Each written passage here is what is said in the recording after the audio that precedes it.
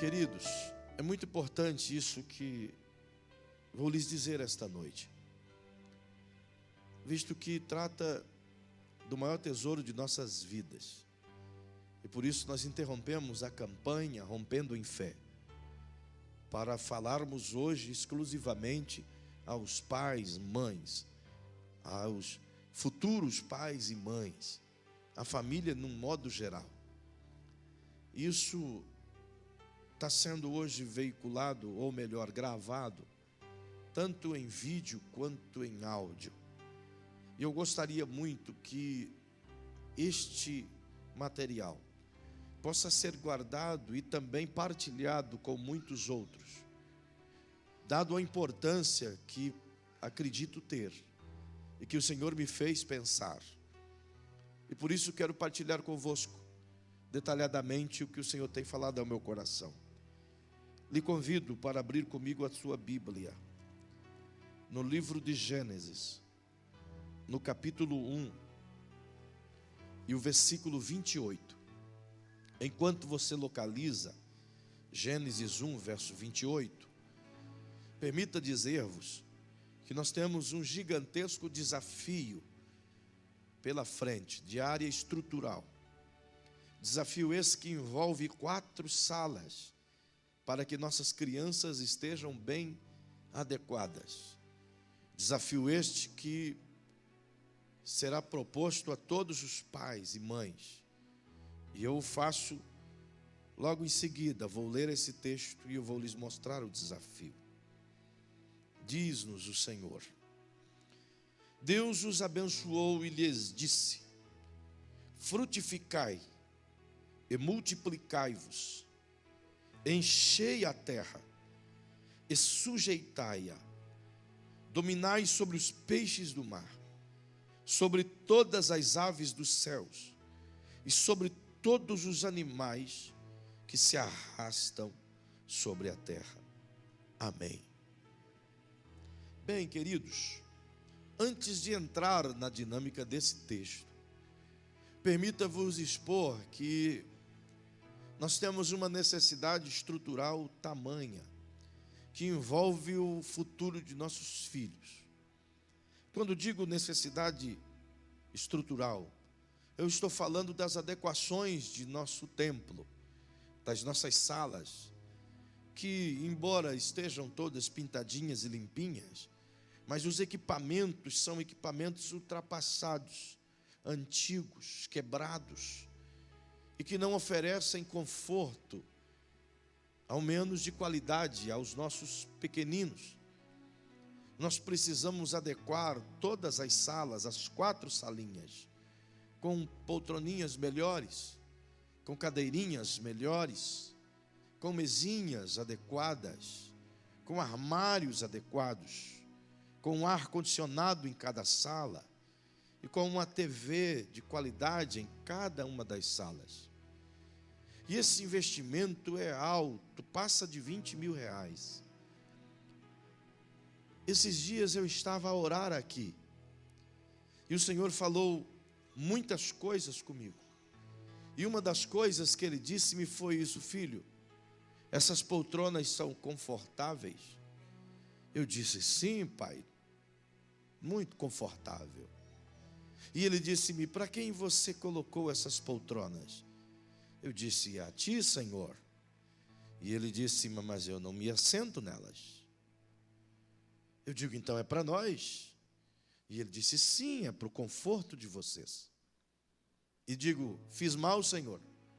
E disse-me Ele: coisa alguma, fizeste bem, deste conforto ao meu povo, e eles se sentem bem. Mas Ele continuou a dizer, e disse: mas os meus pequeninos não têm essas poltronas, também não têm o conforto que vocês têm aqui. Por que vocês, pais, dão tão pouco aos seus filhos? Por que não seguem, disse Ele, o que eu faço, que dou o melhor aos meus filhos, e vocês estão dando o resto a eles? Como esperam que eles sejam bons cristãos? E por não falar da nossa que um dia foi excelente. Mas envelheceram. Tudo envelhece, até nós. E a estrutura também envelheceu. E a gente precisa adequar e deixar moderna, bonita. Isso foi só a ponta do iceberg que Deus começou a falar comigo. E não foi agora, foi no início do ano. E Ele vem batalhando e ministrando ao meu coração coisas importantes, que eu não posso deixar mais guardado em mim. E que por isso vos convidei para esta noite partilhar. Por isso, pais e mães, eu não vou fazer campanha para que você possa ajudar-nos com as poltronas, não agora, não hoje. Mas o Espírito Santo há de falar ao seu coração. Talvez você tenha um ar-condicionado em casa que você não use e possa servir aqui. Talvez você tenha uma TV de LED em casa que você não use e que possa servir aqui. Então nos procure. Talvez você queira dar uma nova, e nós temos TVs de 39 polegadas, o Fábio da, como chama? Futuritec, me disse: pastor, a minha parte eu vou fazer, mas daquilo que a gente puder fornecer para a igreja, eu farei preço de custo. Então nós temos condições de fazer com coisas boas, mas eu preciso que você me ajude em oração. Sim, ajude-me em oração. E ajude-me com tua atitude, se você puder. Pois eu quero preparar a estrutura adequada para as nossas crianças o mais breve possível, sem dúvida alguma.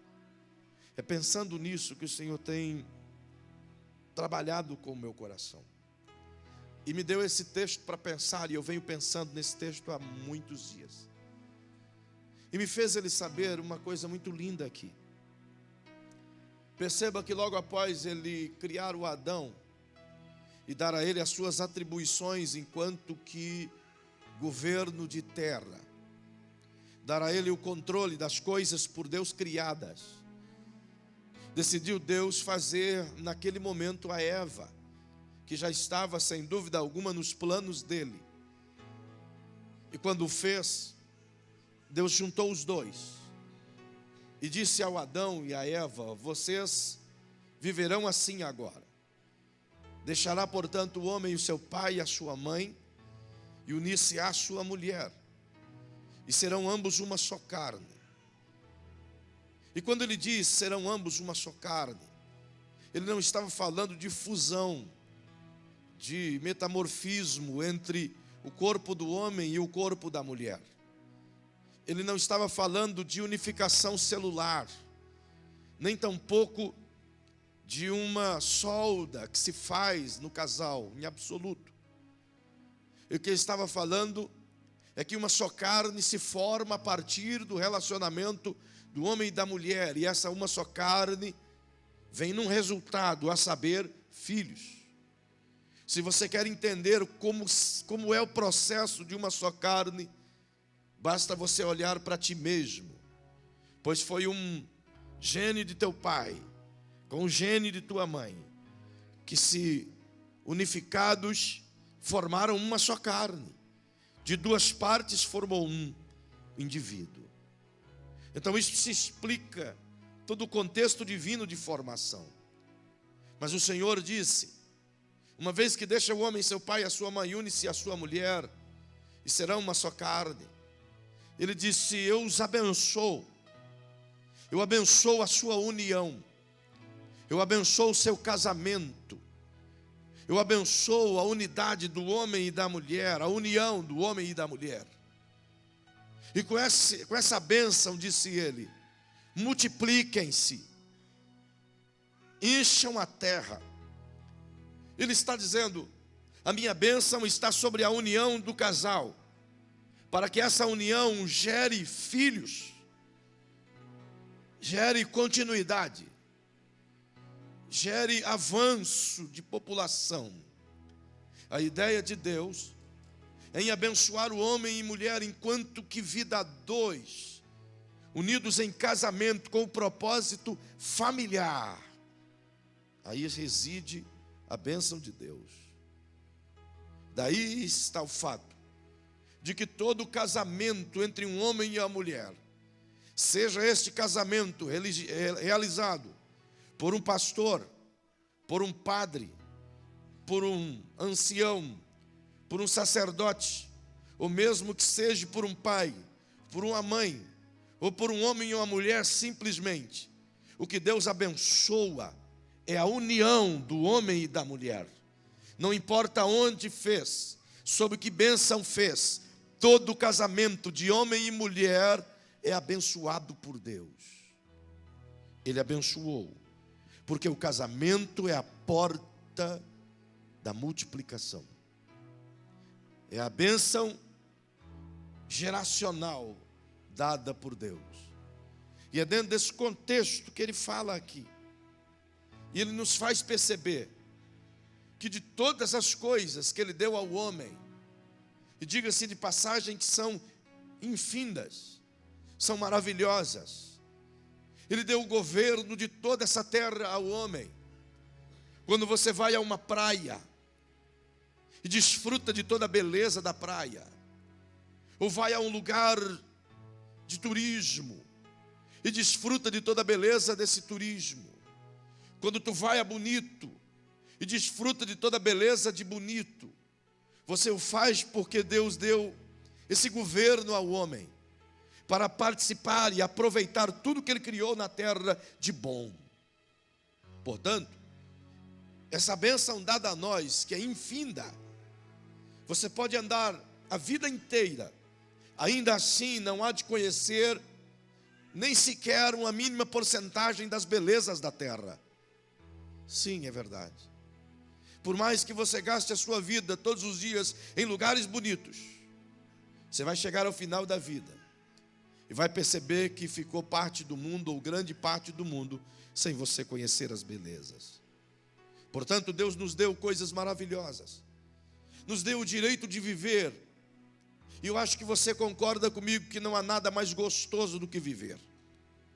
Pergunte para quem está ao seu lado: viver é bom? Tu consegue encontrar alguma coisa melhor do que viver? Tens? Eu não consigo imaginar, até porque eu nunca morri. Mas eu percebo que em vida podemos deduzir e afirmar isso, que não há nada mais saboroso, gostoso, aprazível do que viver. E Deus nos deu esse privilégio, nos facultou isso.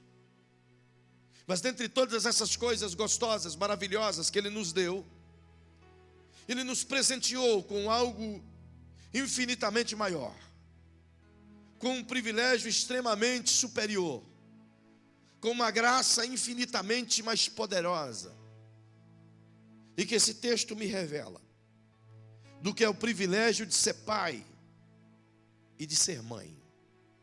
Não há nada mais gratificante, não há nada mais bonito, não há nada mais profético, não há nada mais poderoso nessa terra do que ser pai e ser mãe. Se você quiser, você pode tuitar, fazer de bom uso ferramentas virtuais e declarar uma verdade como essa. E eu gostaria que você guardasse na sua mente de tal maneira que peço para que você repita comigo. Diga: não há nada mais poderoso do que ser pai e mãe. Diga para quem está ao seu lado essa verdade.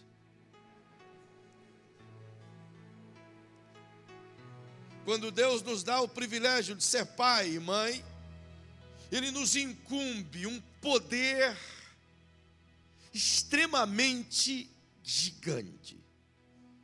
Quando você olha o Gênesis capítulo 1, verso 26, e transmite-nos o texto a ideia de Deus com relação à formação da humanidade, o texto diz: e façamos o homem a nossa imagem conforme a nossa semelhança.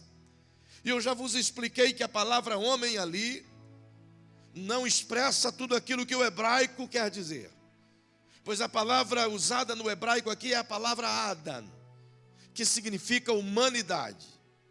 Então o texto melhor fica: façamos a humanidade a nossa imagem conforme a nossa semelhança. E disse Deus: e domine eles sobre os peixes do mar, sobre as aves do céu, sobre os animais domésticos, sobre toda a terra e sobre tudo que se arrasta sobre a terra. A palavra domínio vem da palavra hebraica hadar, que significa autoridade concedida. Deus deu o governo ao homem sobre todas as coisas criadas. Ele deu o poder ao homem de governar a terra inteira. Mas você não encontra no verso 26, Deus dando esse domínio sobre outro homem ou sobre outra mulher. Você não encontra Deus dizendo: dominarás sobre o outro homem, ou dominarás sobre a mulher, ou dominarás sobre a nação A, nação B, nação C. Não, não tem.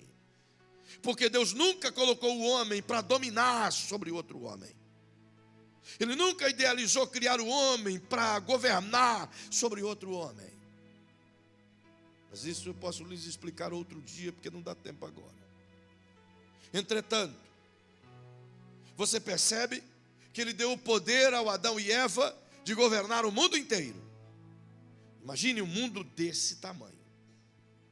Perceba que, não obstante a isso, você encontra no versículo que lemos, o versículo 28, Deus concedendo o maior poder ao homem. O poder de ministrar, de ensinar, de gerar, de construir uma outra vida. Deus deu um poder tão grande ao homem, que é o poder de cuidar de um filho dele, de gerar um filho para ele, de educar um filho para ele. Que coisa poderosa! Nada se iguala a esse poder. Com esse poder que ele te deu e me deu, nós podemos transformar o mundo. E a não utilização desse poder tem transformado o mundo fora dos contextos idealizados por Deus. Perceba que o privilégio que Deus nos dá, o privilégio de ser pai, é também nos incumbido de uma gigantesca responsabilidade. E diga-se de passagem que alguém sabiamente já disse que todo poder é revestido de grande responsabilidade. E a nossa responsabilidade é do tamanho do poder que Ele nos deu.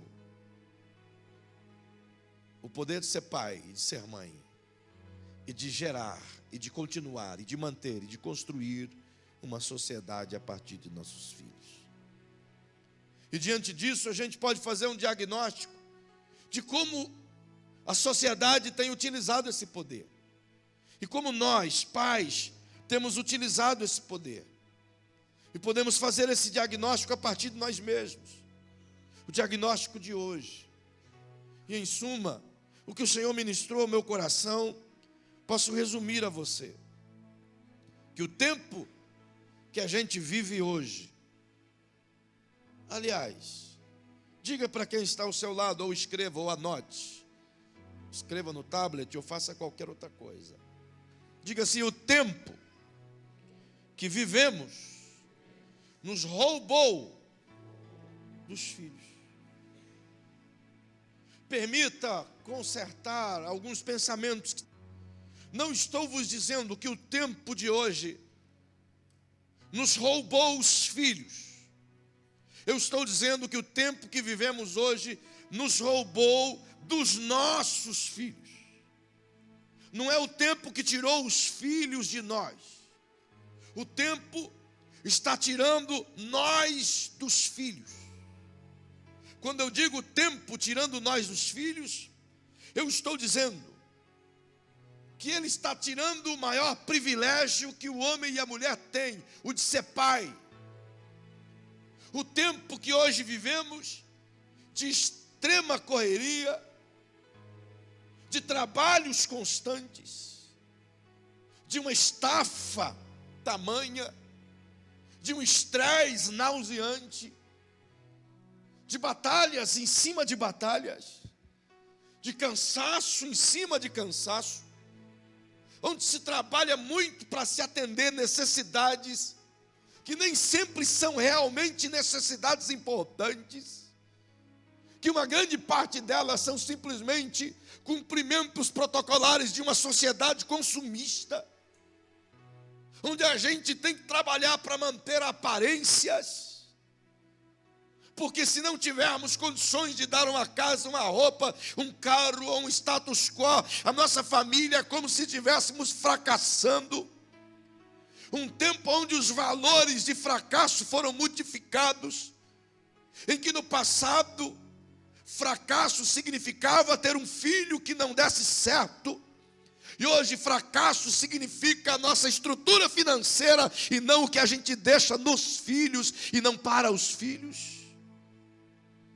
Hoje o perfil de sucesso foi modificado porque para nós, para nossa geração, para nossa sociedade, o perfil de sucesso é o quanto você vai deixar de herança, e não qual é a herança que você deixa neles.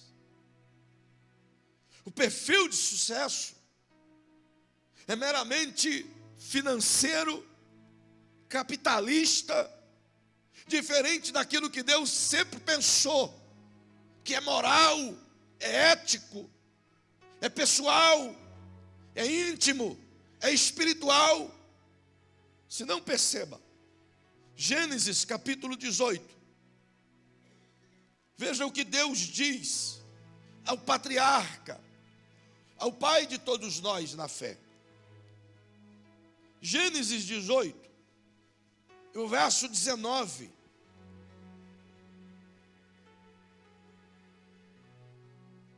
diz assim: pois eu o escolhi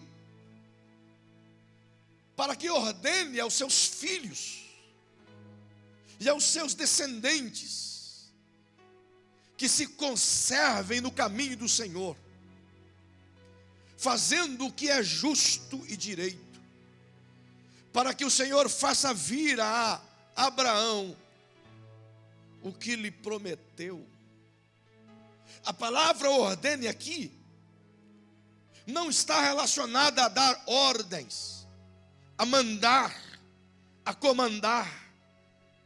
A palavra ordenar aqui está relacionada a encaminhar, ensinar, corrigir, direcionar, inspirar, conduzir, mostrar. O que Deus está dizendo aqui ao Abraão, ao nosso pai na fé,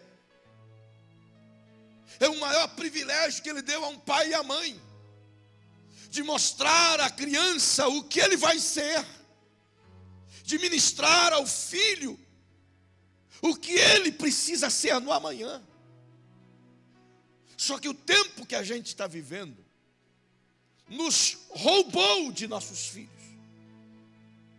Nós não temos tempo para ensiná-los, porque o mundo nos oprime. O dia de hoje, de 24 horas, parece que tem 12. Falta-nos horas. Não dá tempo de nada.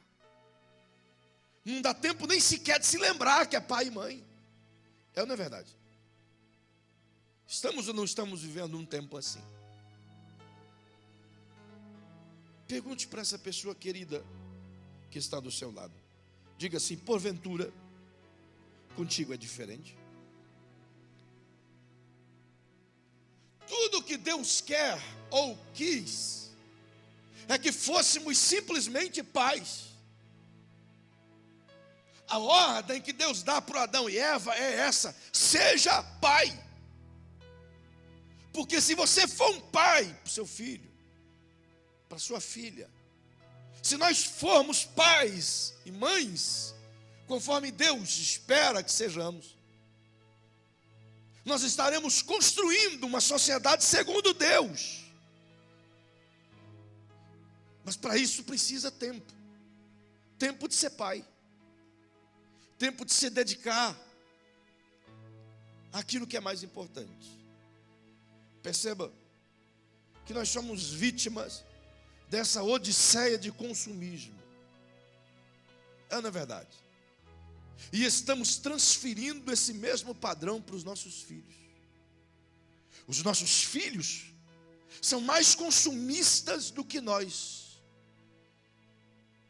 E eles não são assim porque aprendem lá fora apenas, mas também porque veem em nós o mesmo modelo de consumismo. É ou não é verdade? Nós somos, ou pelo menos deveria ser, o exemplo de todos. Mas se eles não conseguem ter um paradigma de exemplo em casa, então eles vão pautar o seu relacionamento de exemplos lá fora. Os filhos buscam referenciais em qualquer outro lugar, menos em nós, porque não sobra tempo em nós para ministrar a eles referenciais. Perceba que nesse diagnóstico de tempo, o tempo que vivemos não só nos roubou de nossos filhos, mas diga, por favor, vire para o outro lado e diga para o irmão assim: mas nós também, mesmo sem perceber, entregamos nossos filhos ao tempo virtual. Mesmo sem perceber, nós demos ao tempo que na verdade não existe, o tempo da modernidade, o tempo virtual, o tempo daquilo que é peremptório, passageiro, efêmero. Nós demos o cuidado de nossos filhos a esse tempo. É por isso que não há mais diálogo entre pai e filho, mãe e filha, filha e pai, coisa similar. É por isso que o diálogo é completamente virtual, se é que existe. Até boa noite a filhos que dá ao pai apenas pelo celular. Isso avança a cada dia. Eu me lembro quando lançou o tal de Messenger, MSN. Era uma febre MSN. Do MSN passou para algo mais avançado, cujo nome é feio, chamado Orkut. É um nome feio, não é verdade? Então se tornou mais público aquilo que era íntimo. O Orkut ficou ultrapassado porque lançaram a sua face em um livro, o Facebook. Os seus segredos revelados em um livro virtual, onde os seus amigos são virtuais, onde a gente se gaba de ter 5.000 amigos que nunca tomou uma xícara de café com eles.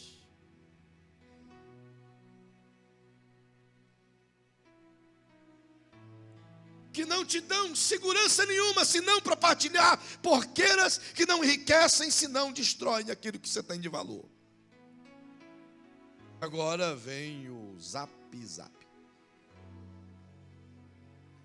ou WhatsApp, como queira dizer, que não se conversa nem mais no telefone, é só no WhatsApp.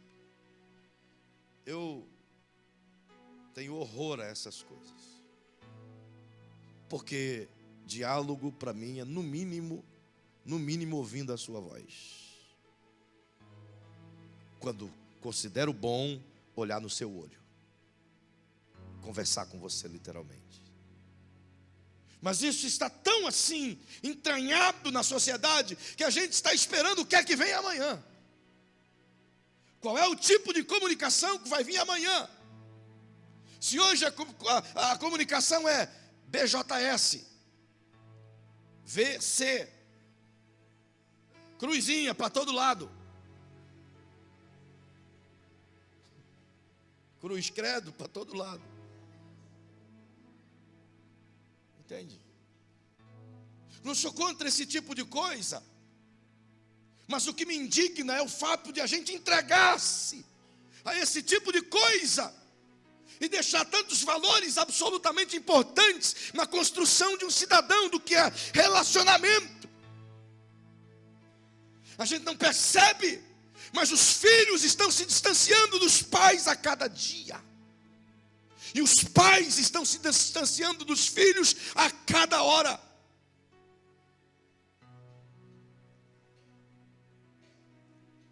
O que esperamos amanhã?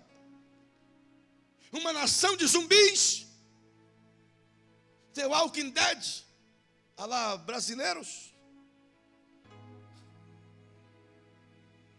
Alienados por um sistema cujo relacionamento é completamente virtual.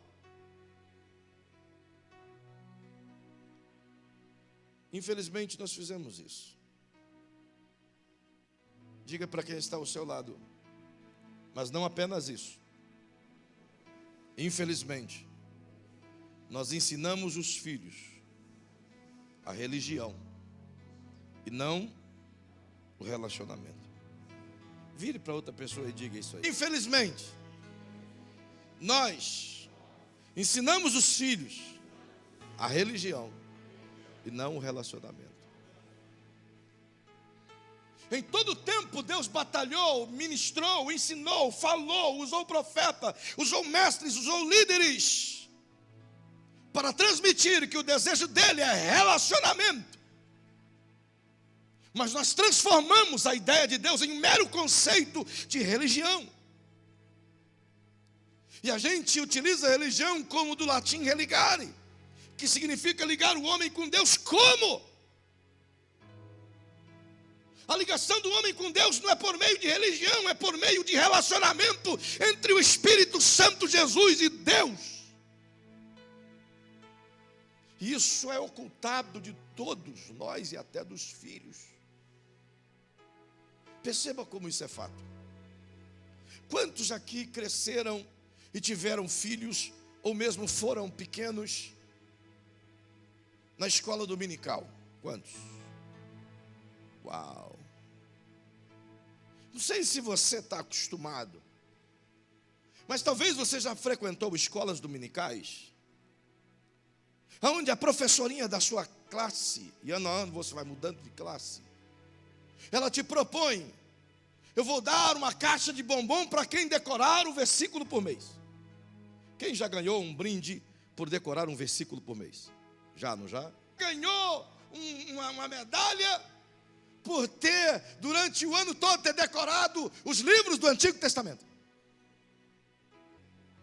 Mas o certo é que quase todos nós, se não participamos, vimos os nossos filhos participarem de gincanas, que eu não sou contra também, de estímulos, de motivações para que decorem, para que alcancem, para que se torne o melhor da sala. E diga-se de passagem que foi o que decorou mais versículo, que compreendeu mais os livros e que é o exemplo de toda a classe. Todos nós ensinamos os nossos filhos a lucrar em cima dos outros. O que estamos passando com esse tipo de coisa é: você precisa simplesmente decorar as coisas de Deus. Você não precisa conhecê-lo, basta você saber dizer de cor e salteado o que significa. É por isso que a gente tem uma gama de pessoas no mundo que sabem denunciar todos os livros da Bíblia de cor e salteado, mas quando tiveram a idade de sair da igreja, a primeira coisa que eles quiseram fazer é voar fora. Porque ensinamos a eles a regra de estar no culto, na escola dominical, e cumprir o seu dever para com Deus, mas não ter prazer de amar a Deus. Quem nunca escutou uma cançãozinha, que eu escutei muito quando frequentava a escola dominical? Era adolescente, mas via isso, cantava no final, assim, que tinha aqueles, na hora de ganhar os prêmios, então juntava todo mundo aqui e cantava. Cuidado o pezinho onde pisa, cuidado o olhinho que vê, porque o papai do céu está olhando por você. Cuidado o olhinho, o pezinho onde pisa.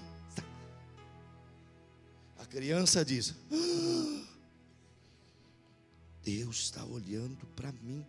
Eu tenho que andar pianinho, porque Ele é brabo demais, ó. Ele está olhando e ó, as professoras com todo carinho, cuidado, porque senão Deus ó. Que valor a gente estava ensinando para essas crianças? Temer a Deus ou ter medo dele? Pergunte aí para quem está ao seu lado: que valor você aprendeu ou ensinou para o teu filho? Temer a Deus por amá-lo?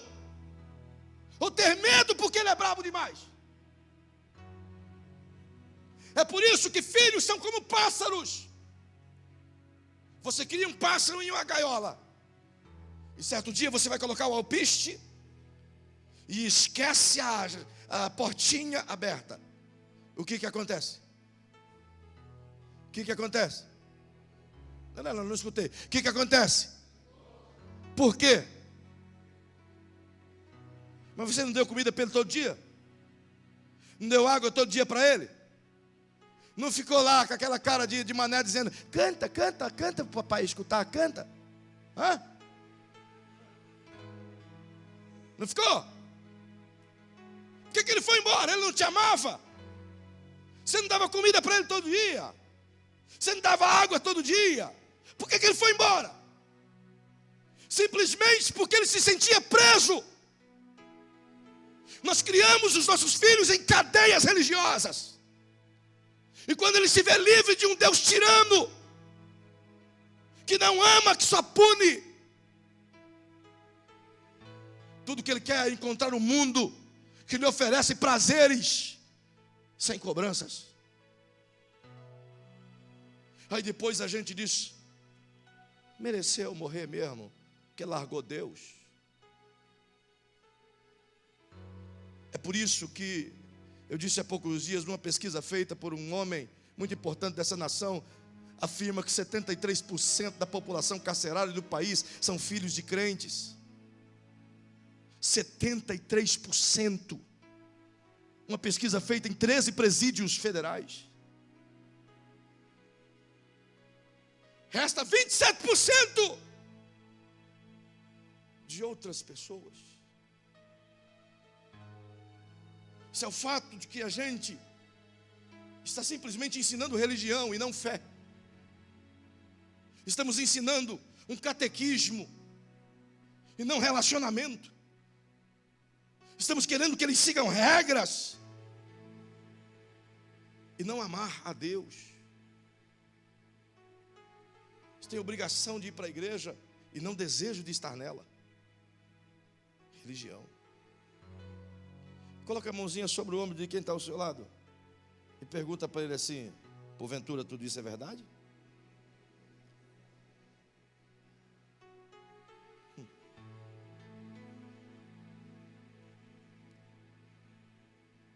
Nós estamos transformando os nossos filhos em meros cumpridores de obrigações religiosas, e não filhos apaixonados por Deus, que o amam acima de todas as circunstâncias, que queiram estar com Ele independente do que o seu pai ou a sua mãe irá dizer ou fazer. Além disso, no diagnóstico que o Senhor me fez ver, diga comigo: nós também transferimos responsabilidades intransferíveis. Esse é o tempo que todos nós achamos alguém para culpar. Nosso filho tirou nota vermelha, também aquela professora não sabe ensinar. Filho levou uma advertência, também naquela escola todo mundo leva advertência. Filho não quer ir para a igreja, também com aquele pastor lá.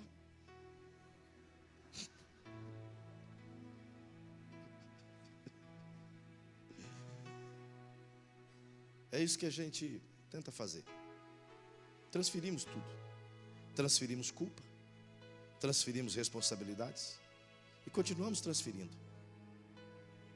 Nós sempre somos imunes às coisas que deveria cair na nossa face como uma boa carapuça.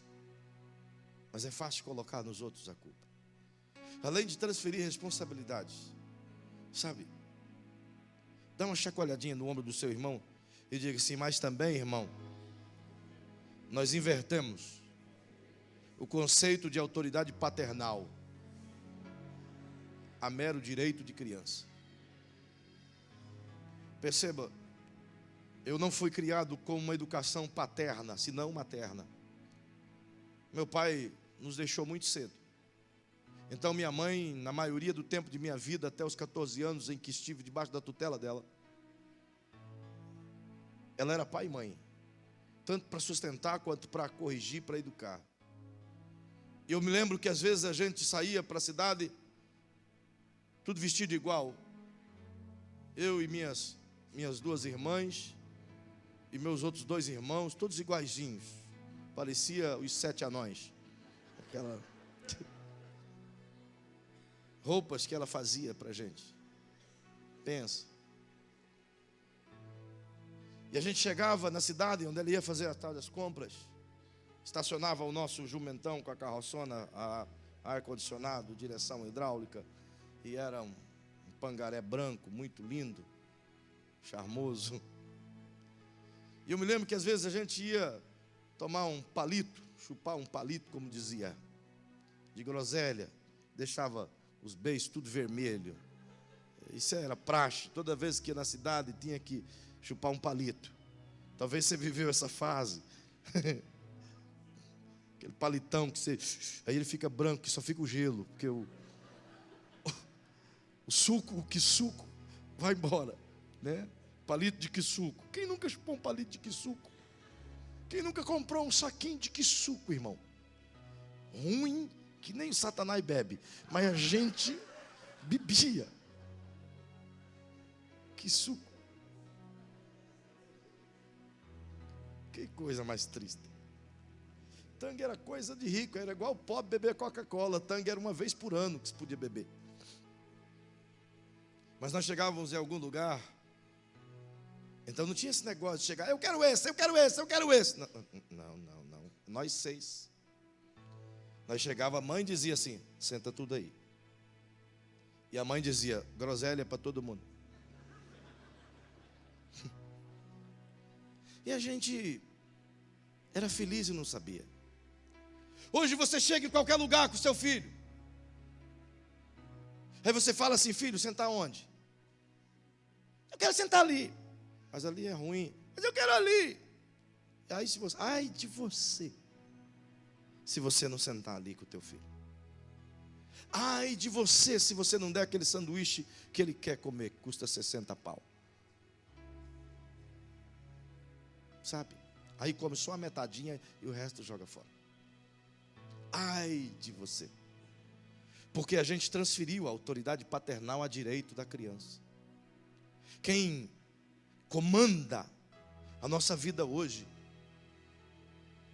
são os gostos consumistas e mercantilistas que o mundo insere na vida de nossos filhos. Nós não temos mais sequer o direito de corrigi-los. E existem aqueles que ainda querem doutrinar isso de forma de lei. Meu irmão, vem para minha casa, que eu vou te ensinar a lei. É uma lei diferenciada. Ataca, come, gostoso. E eu prefiro ser assim a moda antiga, mas formar homem e mulher, do que formar essa galera que tem aí hoje. Hoje eu vi uma cena que eu fiquei feliz, falei para minha esposa. Eu estava numa oficina mecânica, quando eu parei e vi aquela cena, e eu achei incrível. Faz muito tempo que eu não vejo, uma coisa que eu fiz durante muitos anos. Um molequinho engraxando o sapato com uma caixinha de sapato. Eu não aguentei. Eu fui lá e disse, parabéns para você, cara. Você vai ser um homem poderoso. Aí o cara que estava engraxando o sapato disse, por isso eu vou pagar dobrado. Eu digo, pague triplicado, porque ele merece. Um piada a idade do meu filho. por conta de estar trabalhando, não está na rua vagabundando. Que é o conceito que o mundo quer ensinar. Então, tirando a autoridade paterna e substituindo pelo mero direito de criança. Você não pode de maneira nenhuma, em detrimento do direito da criança, ser um radical. Mas o direito da criança não pode tirar o seu direito de ser pai. Mas o que o mundo quer é desestabilizar o conceito de família e arrebatar os valores geracionais deixados por Deus. Esse é o diagnóstico de hoje. Perceba. Aliás, irmão, não posso terminar sem dizer isso. Diga aí para quem está ao seu lado. Terminar essa parte, tá? Para que entenda bem. Diga aí para quem está ao seu lado. Diga assim: os nossos, infelizmente os nossos, maiores investimentos são em poços secos, quando deveria ser em nossos filhos. Não, eu quero que você diga de novo em uma vivacidade para quem está perto de você. Diga: infelizmente, os nossos maiores investimentos são em poços secos, quando deveria ser em nossos filhos. A geração de hoje, nós pais, estamos aprendendo esses conceitos de paternidade do mundo moderno, onde o que realmente importa é fazer investimentos duradouros, consistentes, prediais, estruturais. E gastamos toda a nossa força, todo o nosso empenho, toda a nossa energia, toda a nossa inteligência, todo o nosso talento, todo o nosso empreendimento na construção de coisas que ficarão para a corrosão do tempo, e depois que você partir, o teu filho pode até esbagaçar com tudo e vender tudo, e esquecemos que o maior investimento que tem que ser feito é na vida de filhos. Aí a gente diz: mas eu estou construindo futuro financeiro para ele. Mas muitas das vezes o teu filho não quer futuro financeiro, ele quer você. Minha esposa, alguns anos atrás, ela me disse isso, e transformou meu coração. Em uma de nossas conversas, ela disse: amor, tua vida é uma correria sem tamanho. E ela tem razão. Eu nunca vi, até aqui, até em Dourados, que graças a Deus mudou, mas até então eu nunca tinha tido um aniversário com meus filhos. Em todas as fotos de festas de família eu nunca estava. Eu não vi nenhum dos dois nascer, e se eu pudesse voltar atrás, como eu queria voltar atrás, só para ter estado lá, porque essa data nunca mais vai voltar. Eu investi minha vida em muitos países, em muita gente, quando eu deveria ter entendido que eles é o meu maior patrimônio. Eles é que vão levar o meu nome adiante. Aquilo que eu edificar como caráter, como história, quem há de contar são os meus filhos. São eles. É por isso que a gente vê muitas famílias se perdendo. Porque a construção de um homem e de uma mulher não são de valores financeiros. São de valores familiares, morais, transferidos de pai e mãe em convivência diária. Existe uma família na Bíblia, e é interessante essa história. Abraão, quando seguiu a ordem de Deus, encaminhando ao deserto, levou consigo seu sobrinho Ló.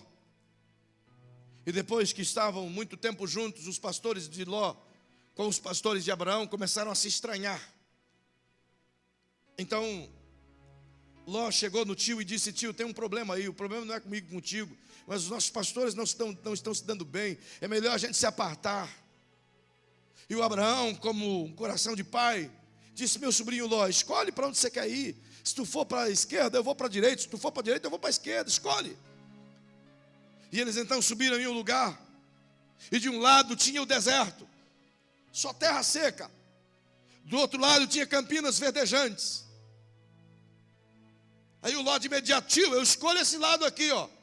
Aí o Abraão diz, o das campinas verdejantes, é esse aqui que eu quero. Mas esse lugar aí é Sodoma e Gomorra. Não, mas é verde, é aqui que eu quero. O Abraão disse, eu não quero aí não, eu quero o deserto mesmo. Vou para o deserto. Abraão construiu sua casa, sua família no deserto. E dos seus lombos nasceu Israel, que até hoje é a nação que Deus escolheu para ser progenitora de um reino que Jesus irá governar. Ló escolheu as campinas de Moabe para criar sua família. Naquele lugar, a sua família se perdeu, porque a promiscuidade foi transferida para as suas filhas. Ele não conseguiu colocar os valores que ele tinha moral e espiritual nos filhos, porque a incidência do mundo era maior do que a do pai sobre eles. Ele foi o primeiro pai incestuoso da Bíblia. A sua esposa se transformou numa estátua de sal, porque amou mais Sodoma e Gomorra do que as coisas de Deus. A gente está correndo o mesmo risco de abraçar as campinas onde parecem ser suculentas e prósperas, ao invés de ensinar os nossos filhos que é melhor estar no deserto, mas estar debaixo da vontade de Deus. E diga-se de passagem que esse é o evangelho pregado. O evangelho que os evangélicos pregam hoje não é o evangelho que Jesus pregava. A gente está ensinando a amar as campinas, onde não tem Deus, ao invés de amar o Deus, mesmo que esteja no deserto. Esse é o tempo que a gente vive. Agora pergunta bem baixinho para quem está ao seu lado: esse cenário é de verdade? É ou não é? Se você perguntou para o abençoado que está do teu lado, veja se ele concorda contigo. É assim ou não é? É esse cenário ou não é? Sabe, Deus me deu algumas coisas, e é importante que você guarde isso e leve isso no seu coração para a gente encerrar. Guarde essa lição aqui.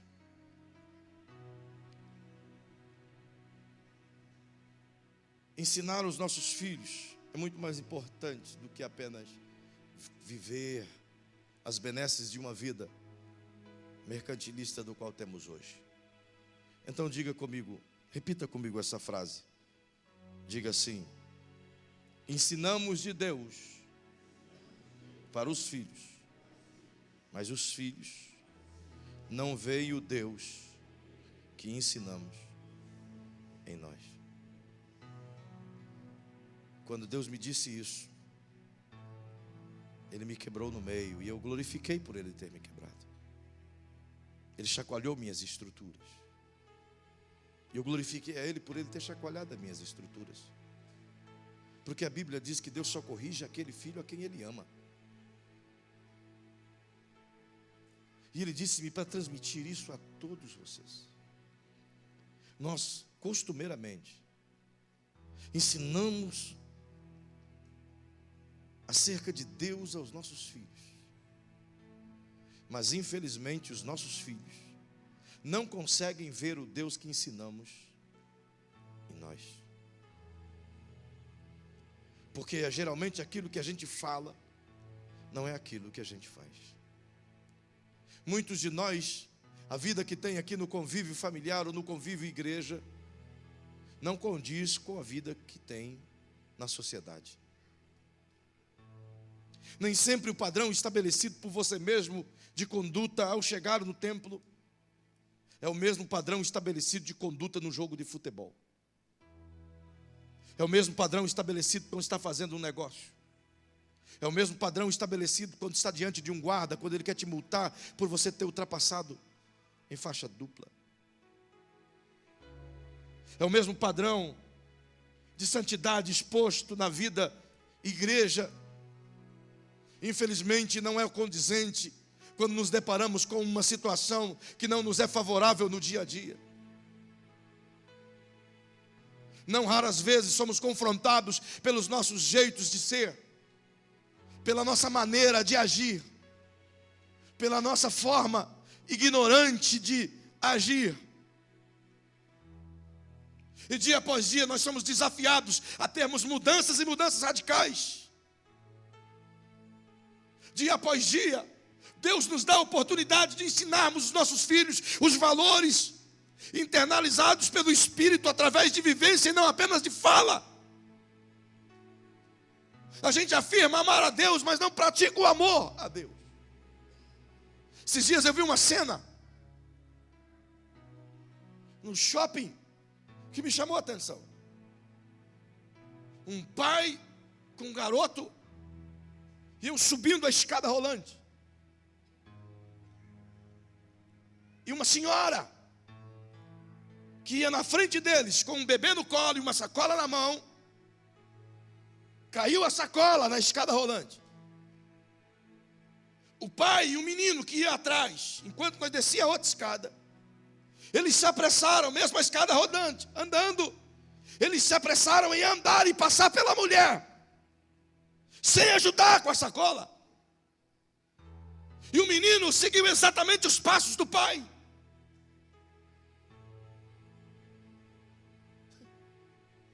O que o filho fez? Apenas o que o pai fez.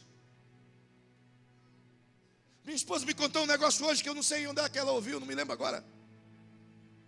Mas disse que alguém no carro, com a família, passou por um lugar onde tinha um carro acidentado. E a criança diz: o que aconteceu? E a mãe diz: é que eles não oraram, como nós fizemos ao sair de casa, filho. Então o filho disse: então, mamãe, nós deveríamos ter orado por eles também. E é exatamente assim que a gente vive hoje.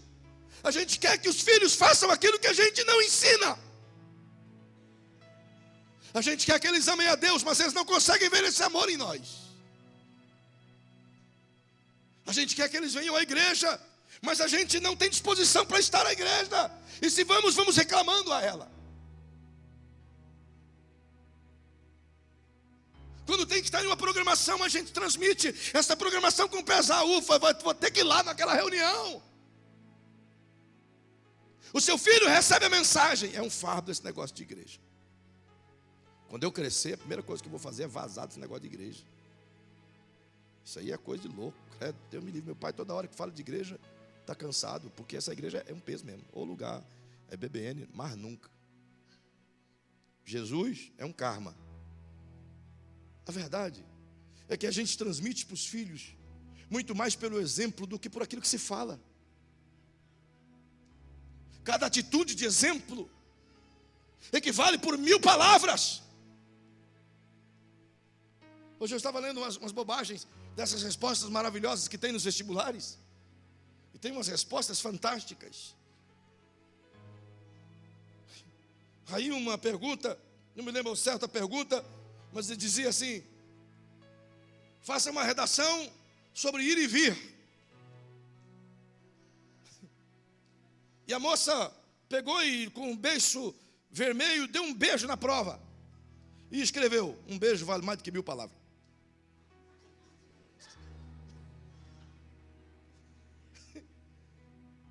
Aí a professora colocou lá: parabéns pela criatividade. De certa forma, ela quis dizer: uma atitude vale mais do que um texto. E um exemplo vale mais do que uma surra. Vale mais do que um sermão. Um abraço vale mais do que um puxão de orelha. Um sentar e conversar vale mais do que um dizer não faça. Eu li um artigo certa vez, que até os 12 anos, uma criança, como eu e você, recebe 175 mil nãos, até os 12 anos.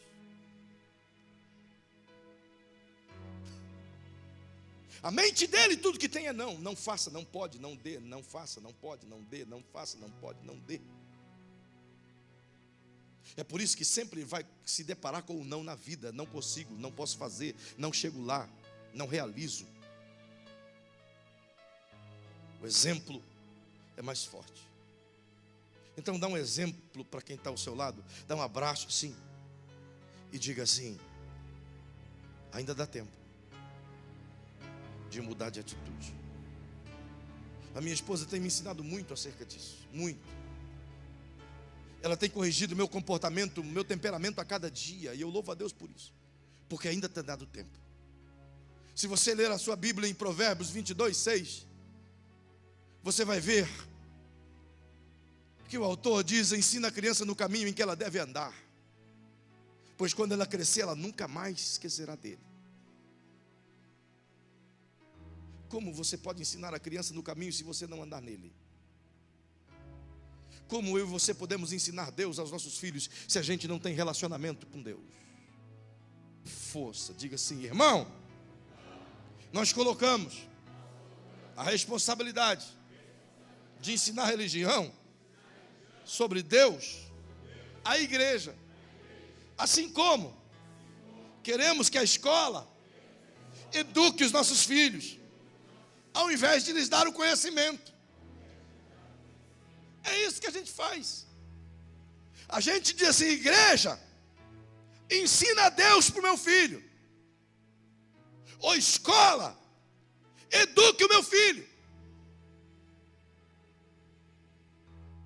Ô professor, ensina caráter para ele. Ensina honestidade para ele. Ensina hombridade para ele. Ô pastor, ô professora das salinhas, ensina a Deus para o meu filho. Está na tua mão. O que ele vai ser amanhã é o que você construir hoje, tá, professora? Quem disse que é assim? Quem disse que a escola é para educar teu filho e o meu? A escola é para lhe ministrar conhecimento, para que associado com a educação que você dá, ele seja um homem de bem. A escola não pode dar aquilo que você tem responsabilidade de dar. Quem forma o caráter em um homem, em um filho, é o homem. Quem forma caráter em uma filha é os pais, é o homem e a mulher. Quem faz os nossos filhos serem homens de bens amanhã somos nós. A escola tem a obrigação de dar apenas o conhecimento, ensiná-lo para a vida, prepará-lo para as batalhas, ensiná-lo a ser um vencedor, sim, por aquilo que ele adquire, a destruição da ignorância. Mas a educação paterna, materna, não se acha em escola. Quantos professores tem aqui? Levanta a mão, só os professores. É ou não é verdade que os pais hoje têm o maior prazer em dizer: educa. Meu filho é um mau caráter, conserta. Meu filho é respondão, conserta. Meu filho é desobediente, conserta. A escola Capilé não deu certo, vou colocar na Presidente Vargas. Lá é duro, lá tem um diretor porreta. Na Presidente Vargas não dá, eu vou colocar lá no Erasmo Braga, que lá é crente, lá é o diretor também, ó. Não resolve, porque essas coisas é em casa que se ministra. Pais e mães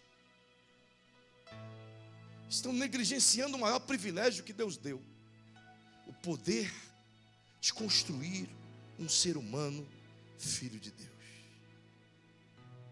Sabe, queridos, isso é tão grave. Tem um texto bíblico dramático.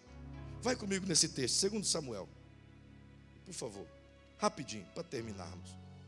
Tem coisas aqui que são extraordinárias. 2 Samuel capítulo 13, versículo 37. Olha o que diz: Absalão fugiu e se foi a Talmai, filho de Amiur, rei de Gesur. Mas Davi pranteava o seu filho todos os dias. Absalão fugiu para Gesur e esteve ali 3 anos. Deixa eu te explicar o que é isso aqui. Absalão, filho de Davi, certo dia cometeu algo terrível em função de uma vingança. Davi tinha um filho chamado Aminon. Aminon se apaixonou por sua irmã, Tamar. Tamar era muito linda e o Aminon se apaixonou por ela. E o Davi ficou sabendo que ele se apaixonou pela irmã. Poderia ter chamado o Aminon e ter dito: não pode fazer isso. Não deve de fazer. Se apaixone por qualquer outra moça do reino, não pela tua irmã. Mas naquele tempo a cultura ainda podia ceder, o rei podia dar a irmã para Aminon, podia. Na cultura daquele tempo podia. Então o Aminon podia ter ido no pai e disse: pai, eu estou apaixonado pela minha irmã Tamar, dá ela para mim, eu quero casar com ela. Davi ia dizer: então casa com a tua irmã, é melhor, fica puro de origem. Vai te manter aí uma como que chama aquele negócio lá? Pedigree? Vai ter pedigree, fica tranquilo aí. Ia ser um filhote pedigree. Mas ao invés disso, o Aminon escutou um amigo e o amigo disse: cara, faz um negócio, se faz de doente, manda uma mensagem para tua irmã, fala para ela que você está doente, por vontade de comer a comida que ela faz. E então ele falou: boa ideia. E mandou um zap para a irmã dele e disse: olha, eu estou doente aqui, eu preciso de que você me ajude e faça um bolo para mim. E ela foi lá e cozinhou o bolo. Diz: ô meu irmão querido, está aqui o bolo, come, se fastia. Ele comeu, e quando terminou de comer o bolo, jogou para de lá da comida e abusou sexualmente de Tamar, à força, aos gritos. E ela disse: não faça tal, Aminon. Se tu me queres, peça ao nosso pai, ele me dará a você. Mas não faça tal coisa. E ele ainda abusou dela, bateu nela e a desprezou. Então colocou ela para fora do seu quarto e ela disse: não faça isso agora. Essa é a pior atitude, você já abusou de mim. Então se você me colocar para fora agora, vai ser pior do que ter me abusado. Então ele assim colocou ela para fora e ela fugiu. Passou correndo por Absalão. E Absalão ficou sabendo que o seu irmão Aminon tinha abusado sexualmente de Tamar. O coração de Aminon se encheu de ódio. E o Davi ficou sabendo. Aminon abusou de Tamar. Sabe o que o Davi fez com Aminon? Pergunte aí para quem está ao seu lado: o que o Davi fez? Nada. Não falou nada. O que o Davi falou para Tamar? Nada. 2 anos se passaram, Absalão se encheu de ódio de Aminon. E começou a espalhar: um dia eu vou me vingar. Certo dia Absalão chega na casa de Davi e diz: pai, eu quero fazer um churrasco lá em casa e todos os meus irmãos ir para lá. O Davi diz: beleza, faz um churrasquinho, não vou poder ir, mas faz lá um pagode, daqui a pouco, quem sabe se der tempo eu passo lá. E fizeram um pagode lá na casa do Absalão. Quando o pagode estava terminando, o Absalão já havia combinado com os outros comparsas dele. Ele diz: olha, quando todo mundo estiver aí, um pagode na casa do Zé, está tudo feliz, quando a feijoada tiver descido, quando o sono começar a pegar, então você mata o Aminon. Mata ele de barriga cheia. E o Absalão fez isso. Matou o irmão dele, Aminon, em sua casa. Sabe o que o Davi fez? Nada. Chegaram ao Davi e disse: ó, teu filho Absalão matou o Aminon. Ele pranteou, começou a chorar. E disse: eu não quero nem ver o Absalão. Mas Davi, é teu filho, tem que punir. Não quero nem ver. Davi, o que ele vai fazer? Não sei, ele que se vire. Então o Absalão disse: eu vou fugir para a casa do meu bisavô, do meu avô, vou fugir para o avô.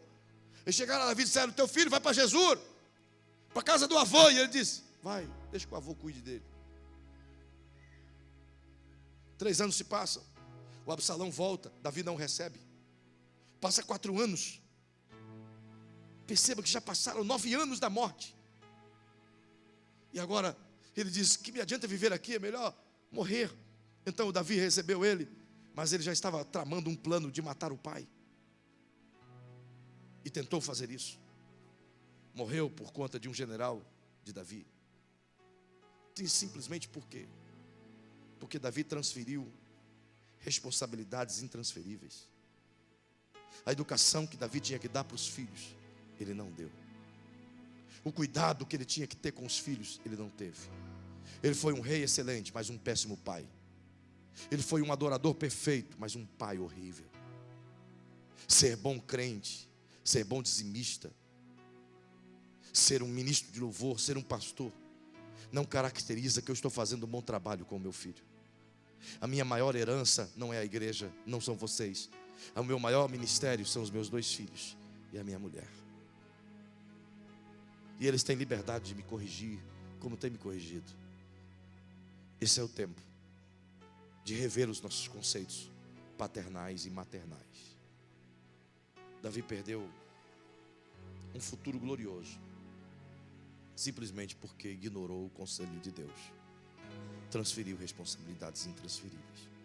Coloca a mãozinha sobre o ombro de quem está ao seu lado e diga assim para essa pessoa, diga: irmão, não transfira responsabilidades que Deus colocou para você. Eu disse no início que todo poder é revestido de responsabilidade. Perceba que nós negligenciamos valores inegociáveis e o fazemos concessões que nos interessam. Eu quero concluir a você. Existe um texto bíblico em 1 Samuel capítulo 22, o verso 29.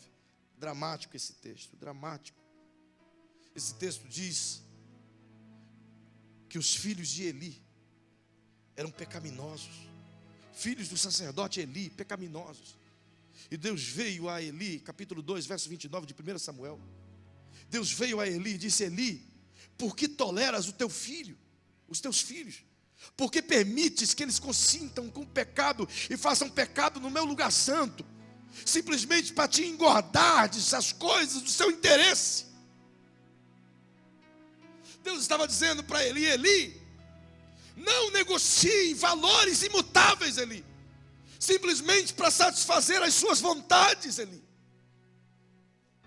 Aí a gente pode até dizer: mas pastor, eu não faço isso, eu não posso fazer isso, eu não negocio isso. Querido, eu já vi muito isso. Hoje é assim. Eu fui criado num tempo onde o pai bastava olhar para mim, a mãe bastava olhar para mim, eu já sabia que ia estar aqui a comer. Então eu tinha que corrigir minha postura. Quem viveu nesse tempo bonito? Uau, todo mundo, que legal. Eu estou falando da velha aqui hoje. Que barbaridade. Olha só. Hoje a gente vive assim. A criança está incomodando do lado. O que a gente faz? O que a gente faz? Dá o celular. Dá o tablet.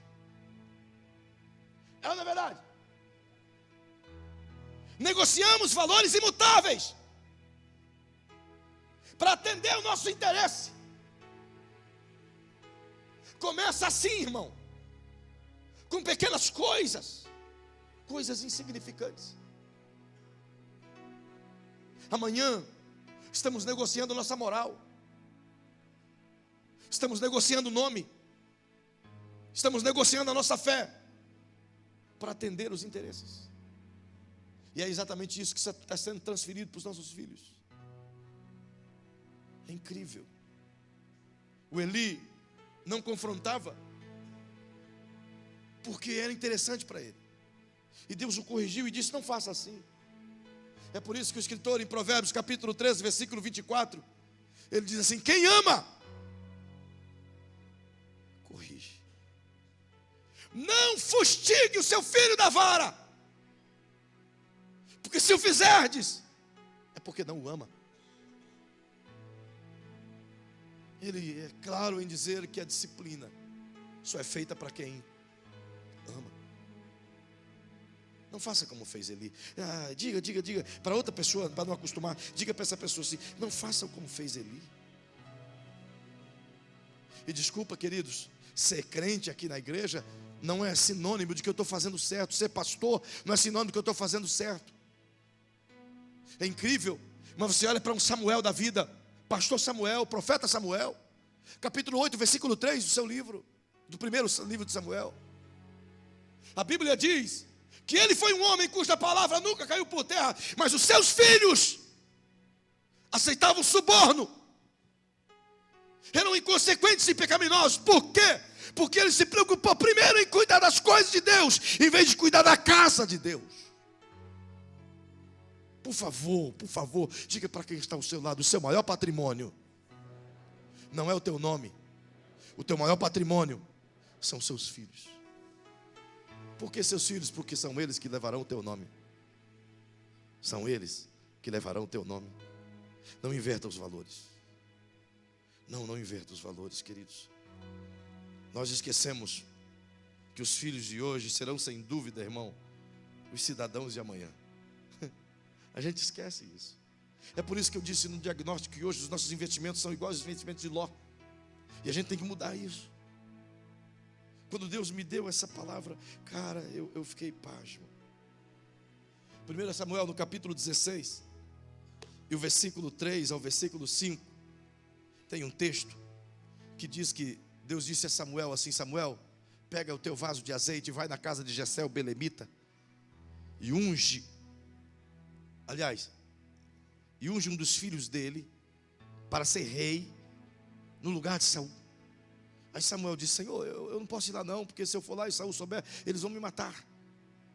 Aí Deus disse assim: vai sacrificar para mim lá. Aí quando você estiver sacrificando, você chama os filhos de Jessé e unge um deles.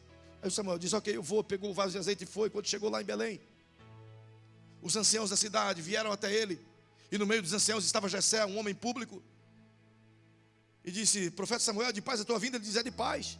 O que o senhor veio fazer? Ele diz: eu vim sacrificar o senhor. Jessé, eu quero sacrificar o senhor.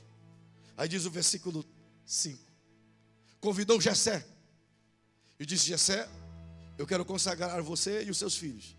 Jessé disse: para quê? Para sacrificar ao Senhor. O Jessé disse: meus filhos estão prontos, pode consagrá-los. Sabe o que eu quero dizer isso para você?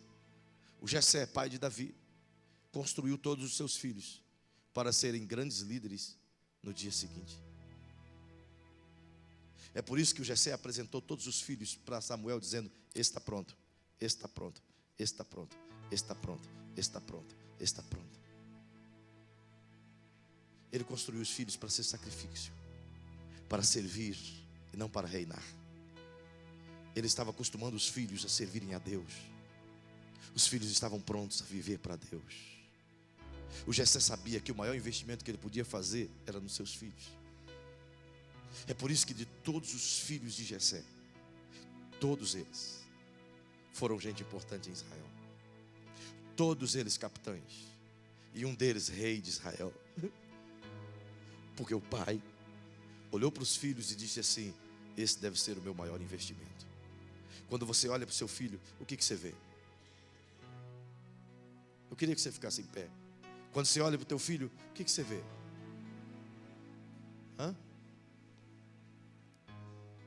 Pergunte para quem está ao seu lado: quando você olha para o teu filho, irmão, o que você vê?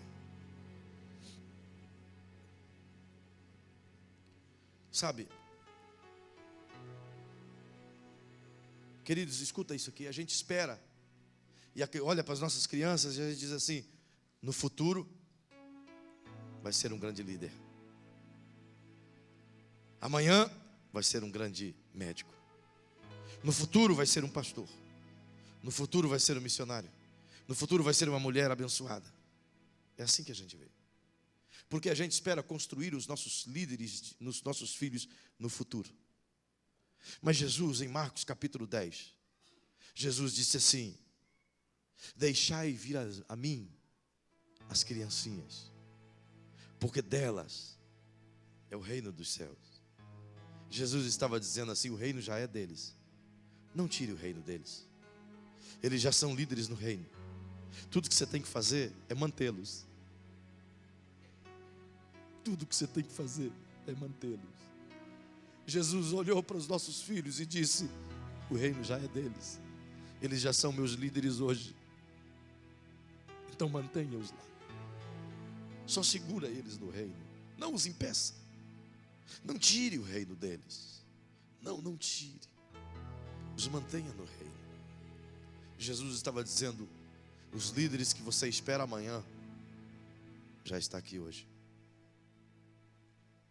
Os governantes que você espera amanhã já está aqui hoje. Sabe quando você vai fazer um líder do seu filho? Hoje. Sabe quando vai nascer um médico na sua casa? Hoje. Sabe quando vai nascer uma médica ortopedista na tua casa? Hoje. Sabe quando vai nascer uma boa esposa? Hoje. Quando vai nascer um pastor na tua casa? Sabe quando vai nascer um líder de Deus na tua casa, Fernando? Hoje. Já está lá. Olha para quem está ao seu lado e diga: o líder que o mundo precisa está na tua casa. Cara, se eu fosse você, eu repetia isso para mais 2 pessoas. Oh, aleluia. Se você não consegue ver isso, você precisa tirar as vendas dos olhos. Porque Jesus olhou para o teu filho e disse: esse é o líder que o mundo precisa. Deus olhou para suas filhas, para sua herança, e disse: esse é o líder que o mundo precisa. O reino está na mão dele. Não tire o reino dele. Não tire. O que você vê quando você olha para os seus filhos?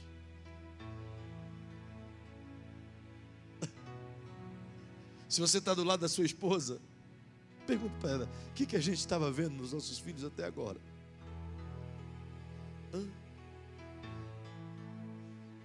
Talvez você olhe para o teu filho e geralmente você fala o que dá na telha. Domingo eu vos ensinei que as bênçãos estão na nuvem, que você pode acessar a nuvem. E eu disse 2 palavras a vocês que podem trazer à tua vida todas as bênçãos das nuvens. E vocês lembram quais são? Eu não ouvi. Então, quando você olhar para o seu filho, o que você vai fazer?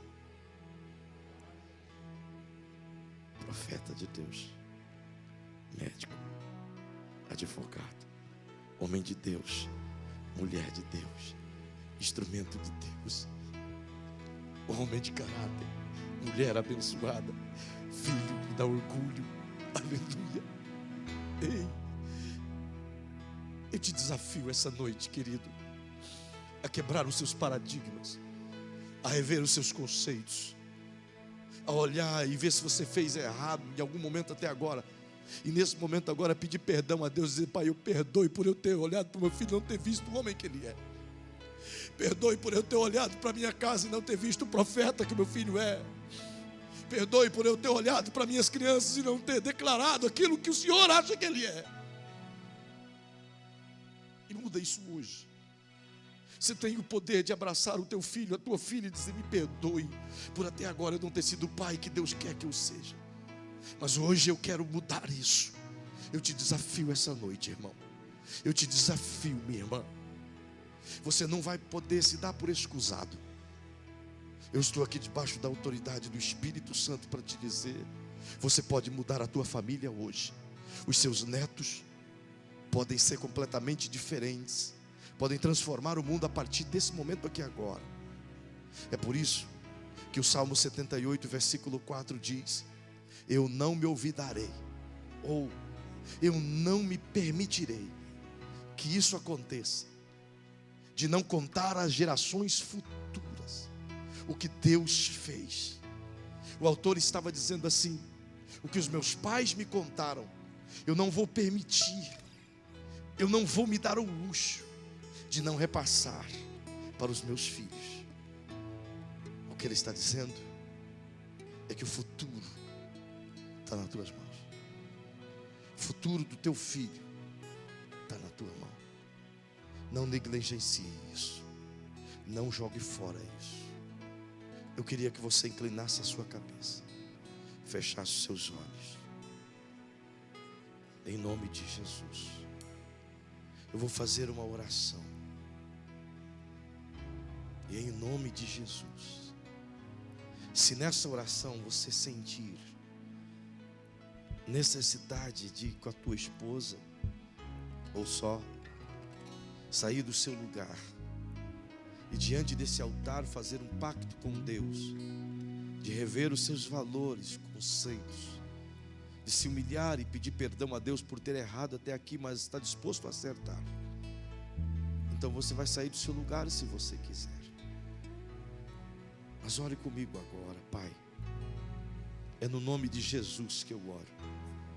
Depois de entregar essa mensagem que, confesso, Senhor, longa, mas não podia deixar de dar aquilo que o Senhor deu. Por isso, Pai amado, todas as pessoas que estão aqui, que ouviram-me e ouviram essa fala que me foi entregue por Ti. Se o coração de qualquer uma delas, Pai, ou algumas delas, entenderam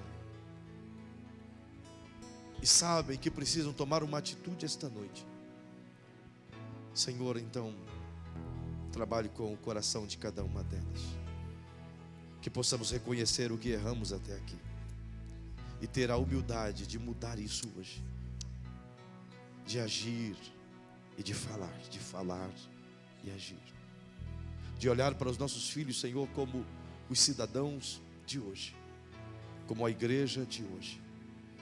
Sim, Pai, em nome de Jesus.